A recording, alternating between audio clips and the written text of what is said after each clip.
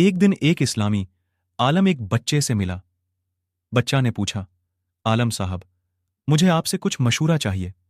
आलम ने प्यार से जवाब दिया, बेटा, इस्लाम में जिंदगी की सबसे बड़ी सीख यह है कि हमें अल्लाह की राह में चलना चाहिए। हमें उसके हुक्म का पालन करना चाहिए और उसके रसूल पैगंबर मोहम्मद सल्लल्लाहु अलैहि वसल्लम की संतों का एहतमाम करना चाहिए। बच्चा ने गहराई से सोचा और पूछा, लेकिन हम ये सब कैसे कर सकते हैं?